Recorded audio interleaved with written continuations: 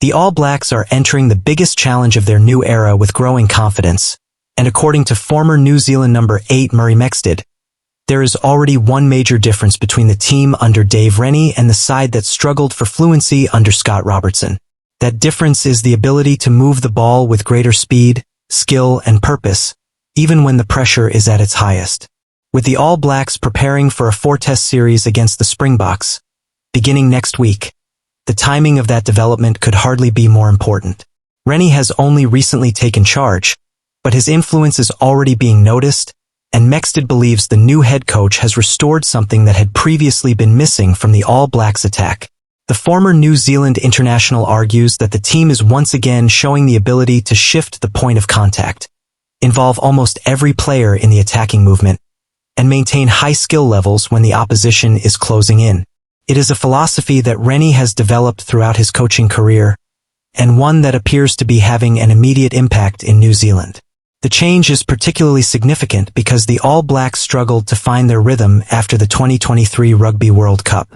Despite reaching the World Cup final in that tournament, the team subsequently faced questions about its direction, consistency, and attacking identity.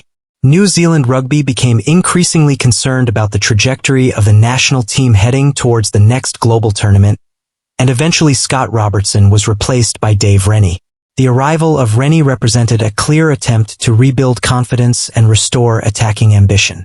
Rather than allowing the All Blacks to become overly predictable, the new coach has placed greater emphasis on ball movement, decision-making, and giving players the freedom to attack.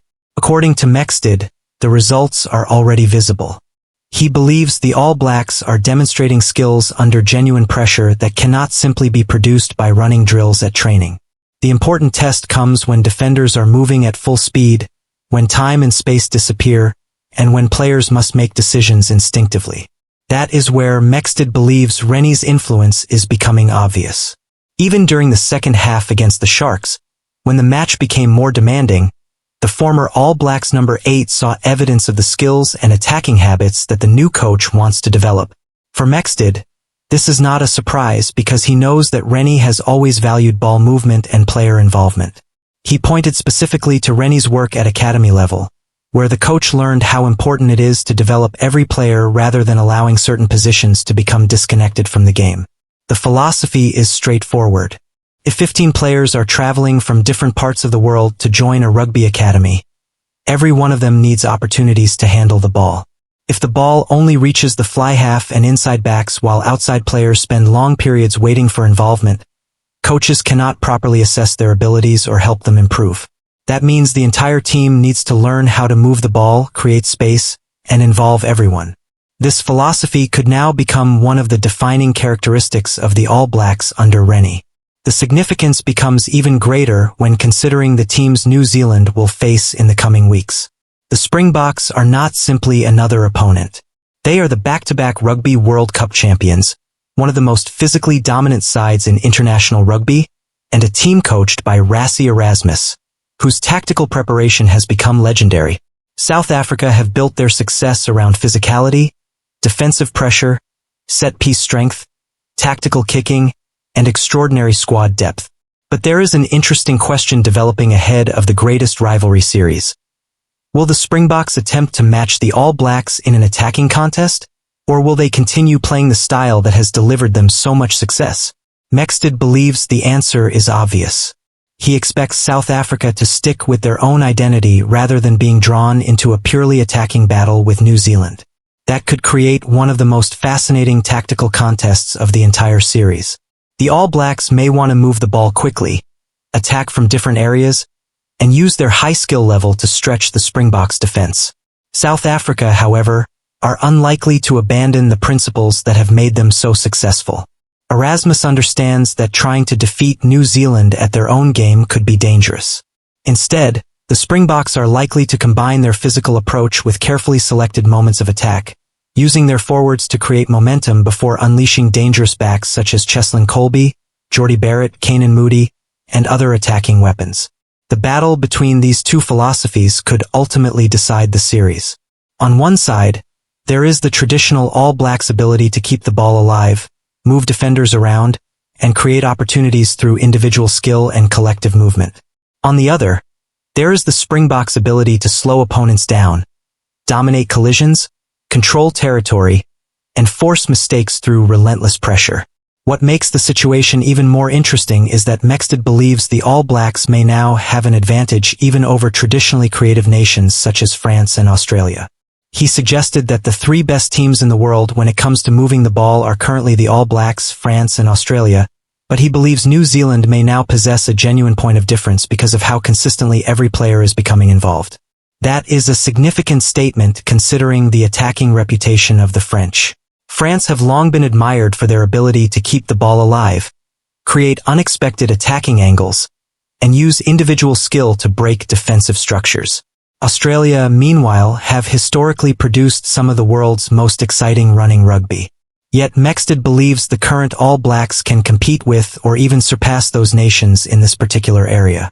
If that assessment proves correct, it could make the upcoming series against South Africa incredibly difficult to predict. The Springboks' defense is among the best in world rugby, but the All Blacks are preparing to attack it with multiple options. Rennie knows that simply moving the ball quickly is not enough.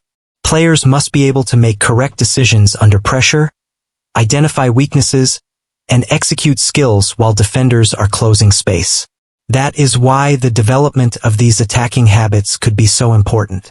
If the All Blacks can maintain their composure against the famous Springboks rush defense, they may create opportunities that other teams have struggled to find. But there is another side to the equation. The Springboks will almost certainly be aware of exactly what New Zealand are trying to do.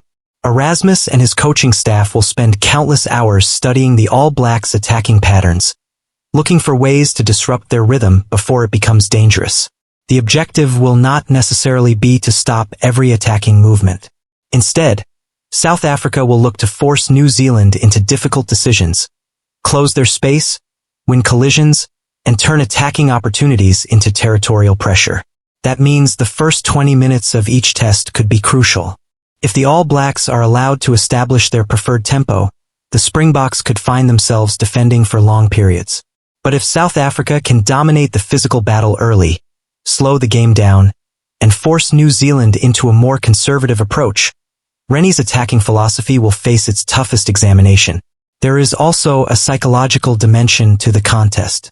The All Blacks have historically carried enormous expectations, and every new era is judged against the extraordinary standards established by previous generations. Rennie therefore has the difficult task of creating a new identity while respecting the traditions of New Zealand rugby. Mexted's comments suggest that he believes the process is already underway. The All Blacks are not simply trying to copy the past. They are attempting to build a modern attacking identity based on skill, adaptability, and total player involvement. Meanwhile, Erasmus will be trying to ensure that the Springboks do not become distracted by that new style.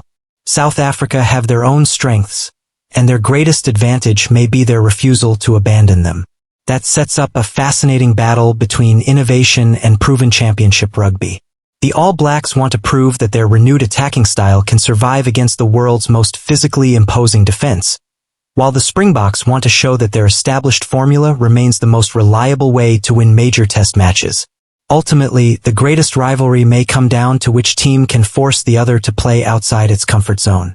If New Zealand can move the ball quickly, maintain high skill levels under pressure, and prevent the Springboks from controlling territory and collisions, Rennie's influence will become even more obvious. But if South Africa can turn the contest into a physical, territorial battle, Erasmus and his team may once again prove why they are the benchmark of international rugby. What is already clear is that the arrival of Dave Rennie has injected fresh optimism into the All Blacks, and Murray Mexted's assessment suggests that the team has rediscovered one of the qualities that has historically made New Zealand so dangerous: the ability to involve everyone, move the ball under pressure, and turn moments of chaos into attacking opportunities. Now they must prove it against the ultimate test. The Springboks are waiting, Rassie Erasmus is preparing, and the greatest rivalry is about to provide the stage for the most important examination yet of Dave Rennie's new All Blacks philosophy.